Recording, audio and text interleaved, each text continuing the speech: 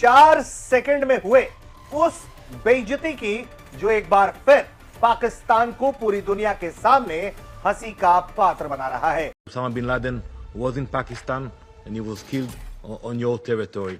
But I would ask you, when you criticize us, and I'm sure it will continue in the future, think about the issue of double standards, which standards you apply to your country.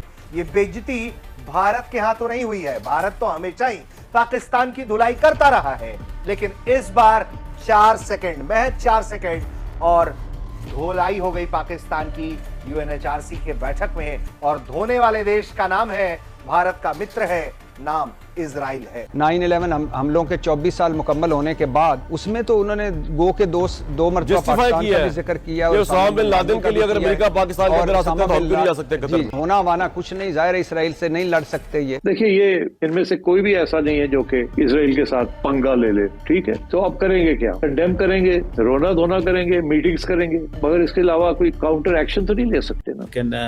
जाहिर बात है, everything has a cost, ठीक है जी। और अब जाहिर बात है पाकिस्तान को इस हवाले से बहुत देखा जाएगा कि पाकिस्तान इतना बढ़ चढ़ के जो शिरकत कर रहा है गजा के हवाले से, कतर के हवाले से, और मुस्लिम मुल्क भी हैं। और इसराइल में इस कार्रवाई के बाद सीना ठोक कर इस बात का इजहार किया गया कि जो इसराइल की तरफ मैली नजर से देखेगा हम वो आंखों को नोच डालेंगे। शहबाज शरीफ साहब भी लपक के पहुंच गए वहाँ अपना हिमायत करने के लिए कि हम आपके साथ हैं। ये बेसिकली मतलब मैं तो समझता हूँ कि फिर बात तो देखें, बात तो ये है ना कि बात इजराइल तगड़ा है, ये बात मान जाए। गेम तो फिर इजराइल के हाथ में है ना, कुंजी तो इजराइल के पास है। इजराइल इंडिया कभी ना कभी हमारे पीछे आएंगे और वहाँ उम्मीद है हमें, जैसे पिछली बार हुआ था कि हम अपनी फौज उनके साथ दोबारा मुकाबला। बट ये अब एक बात वाज़ेह है कि इजराइल इंडिया का एक अलायंस हो चुकी है और वो कभी ना कभी हमें तंग करेंगे, शायद करें शायद। संयुक्त राष्ट्र सुरक्षा परिषद यानी यूएन सिक्योरिटी काउंसिल में वो नजारा देखने को मिला जिसकी पाकिस्तान ने शायद कभी कल्पना भी नहीं की होगी। पाकिस्तान, जो हमेशा भारत और इजरायल के खिलाफ जहर उगलता रहता है, आज उसी मंच पर भारत और इजरायल की करारी जवाबी कार्यवाही का शिकार बन गया। पाकिस्तान ने हमेशा की तरह कश्मीर का मुद्दा उठाकर अंतर्राष्ट्रीय समुदाय को गुमराह करने की कोशिश की, लेकिन इस बार उसका ये पुराना नाटक बेनकाब हो गया। भारत के प्रतिनिधि ने साफ शब्दों में कहा, पाकिस्तान की धरती आतंकवाद की फैक्ट्री है। जो देश खुद अपने लोगों को आतंक और नफरत की आग में झोंक रहा है, उसे दूसरे देशों के आंतरिक मामलों पर बोलने का कोई हक नहीं है।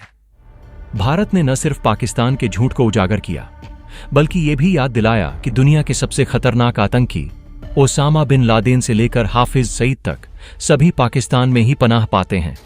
वहीं दूसरी ओर इजरायल के प्रतिनिधि ने पाकिस्तान को चेतावनी देते हुए कहा, अगर किसी भी देश ने आतंकियों को शरण दी तो इजरायल उन्हें वहीं जाकर खत्म कर देगा। पाकिस्तान, तुम्हें यह समझ लेना चाहिए कि तुम्हारी जमीन पर पल रहे आतंकी अब दुनिया के लिए सबसे बड़ा खतरा है और इजरायल इस खतरे को कभी बर्दाश्त नहीं करेगा। इजरायल ने तो यहां तक कह दिया कि जिस तरह अमेरिका ने पाकिस्तान में घुसकर ओसामा बिन लादेन को खत्म किया था, हम भी वही करेंगे, चाहे वो हमला पाकिस्तान की धरती पर क्यों न करना पड़े। इस दोहरी चोट से पाकिस्तान पूरी तरह बैकफुट पर चला गया। पाकिस्तानी प्रतिनिधि न सिर्फ बगले झांकते रह गए, बल्कि उनके पास कोई ठोस जवाब भी नहीं था। दोस्तों, ये सिर्फ पाकिस्तान के लिए शर्मिंदगी नहीं है, बल्कि एक सबक है। दुनिया अब पाकिस्तान की असलियत पहचान चुकी है। भारत और इजरायल जैसे देश अब चुप बैठने वाले नहीं हैं। यूएन के मंच पर जो हुआ वो इस बात का साफ संकेत है कि अब आतंकवाद को बढ़ावा देने वालों को कहीं भी, कभी भी जवाब मिलेगा। दोस्तों, आपको क्या लगता है? क्या पाकिस्तान अब भी अपनी हरकतों से बाज आएगा, या फिर भारत और इजरायल को मिलकर पाकिस्तान की धरती पर एक बड़ा ऑपरेशन करना चाहिए? अपनी राय हमें कमेंट्स में जरूर बताएं। वीडियो को लाइक करें, शेयर करें और चैनल को सब्सक्राइब करना ना भूलें, क्योंकि आपका एक क्लिक से वीडियो को बूस्ट मिलेगा और दूसरे तक पहुंचने में हेल्प होगा। और ये जो मुस्लिम वर्ल्ड में कतर पे हमला हुआ है, आपको लगता है कि मुसलमान दुनिया कभी इकट्ठी हो सकती है, कभी जवाब दे सकती है, या कि कहा जाता है कि इसी तरह एक एक करके मार खाएंगे? What do you make of that, doctor साहब? देखिए जी, क्रिश्चियन उम्मा कोई नहीं है और अपना बुद्धिस्ट उम्मा कोई नहीं है, हिंदू उम्मा भी नहीं, तो हमारी उम्मा क्यों? इस्लाम एक रिलीजन है, हमारा ईमान है, बिल्कुल ठीक है।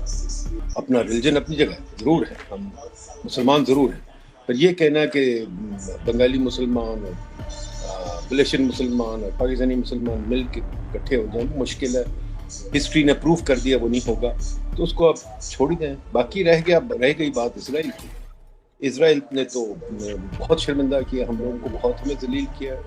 मैं मुसलमानों की बात कर रहा हूँ, खासतौर पे अरबों के पास तो कुछ भी नहीं, इसराइल वो लड़ नहीं सकते, ना उनमें हिम्मत है ना उनमें जान है, बल्कि उल्टा अमेरिका को पैसे देते हैं, उल्टा इसराइल के साथ जाके हाथ जोड़ते हैं। तो अब उसका क्या किया जा सकता है?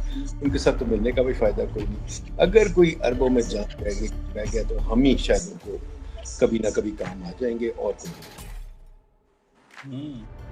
तो डॉक्टर साहब हम क्या कर सकते हैं? मतलब हमें आपने कहा कि अरबों में तो बाकी जान नहीं है, तो हमें क्या ये जो बार बार फ्रेम किया जाता है कि हम इजराइल के खिलाफ हो जाएं या कुछ करें, पाकिस्तान के अंदर कुछ मजहबी हल्के हमेशा इस तरह प्रोवोक करते हैं कि हमें इजराइल के खिलाफ अपनी फौज इस्तेमाल करनी चाहिए। हमारा तो डॉक्टर साहब हम सॉवरन मुल्क है, हम क्यों जाके अरबों के मसले में जाके पड़े हैं? What do you make of that? ये जो लोग, हमें बिल्कुल कोई जाने की जरूरत नहीं, ना कुछ है।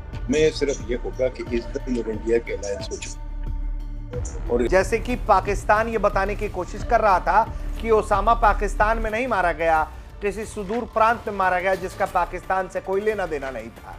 पाकिस्तान वो मुल्क है जो आप हमेशा याद रखिएगा, लड़ने आता है तो अपनी 93,000 पजामियां उतरवा कर जाता है, और जब भी वो आतंकवाद को प्रायोजित करता है तो वो भी ग्लोबल लेवल पर एक्सपोज होता रहा है।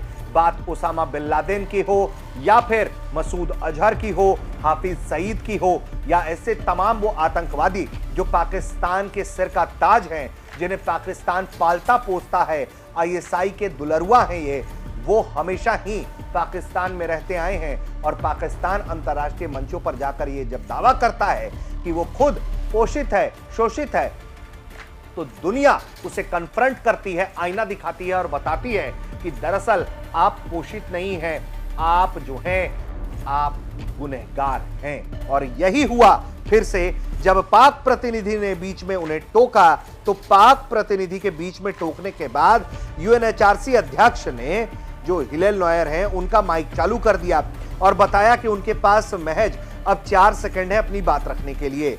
पाकिस्तान के प्रतिनिधि के बीच में टोकने और हिलेल नोयर ने इसे लपक लिया और फिर तुरंत पलटवार कर दिया। हिलेल ने कहा कि माननीय अध्यक्ष, पाकिस्तान भी आतंकवाद का समर्थक देश है, पाकिस्तान भी आतंक का समर्थक देश है। इस वाक्य ने पाकिस्तान के प्रतिनिधि को शर्मिंदा करने का देखिए काम तो कर ही दिया, क्योंकि पाकिस्तान जब भी इस तरह के मंचों पर प्रोपेगेंडा फैलाने की कोशिश करता है, खुद को पीड़ित बताने की कोशिश करता है, तो इस बार जो है वो हाथों हाथ उसकी धुलाई हो गई।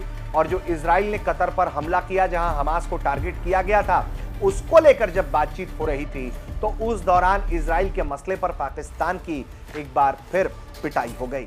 वहीं UNHRC के मंच पर ही भारत ने भी पाकिस्तान को धोया है और जो जवाब दिया गया है